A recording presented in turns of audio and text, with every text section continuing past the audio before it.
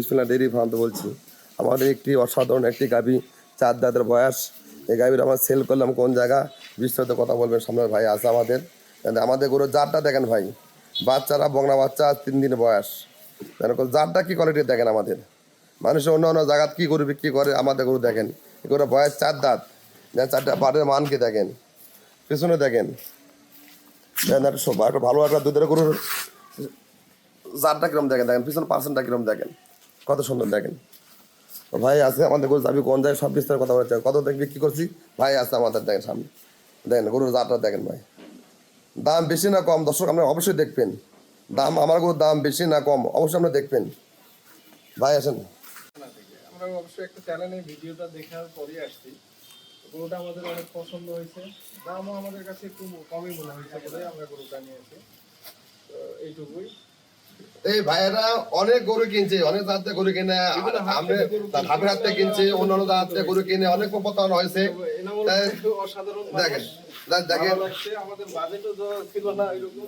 ভাই গরুর দাম অনেক চাইছিল, কিন্তু পরে আমাদের দেখে ভাইয়েরা বাজেট কমের মধ্যে কিনবে। তা ওই আবার ফোন দিয়েছিল মহিলা উদ্যোক্তা, কিন্তু মহিলা আমি কোনো সমাধানে কেমন সামনে নিয়ে উঠছি না, এগুলো বলবো না।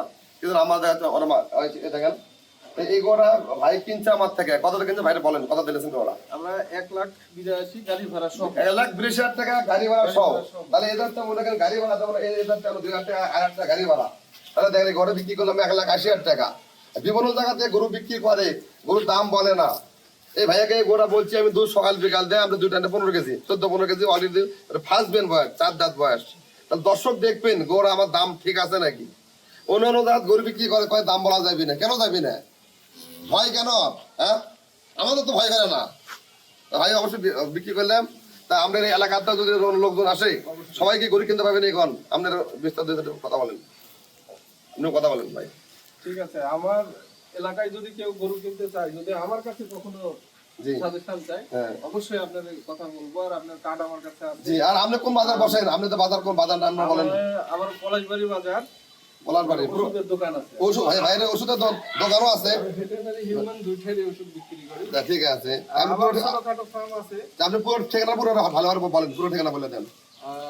আমার বাড়ি নওগাঁ জেলা মালদা থানা, পলাশবাড়ি গ্রামের নাম, পলাশবাড়ি বাজার বললেই চিনবেন। পলাশবাড়ি বাজার, হ্যাঁ ঠিক আছে। 13 নম্বর কষ্ট দিন। ঠিক আছে, আচ্ছা।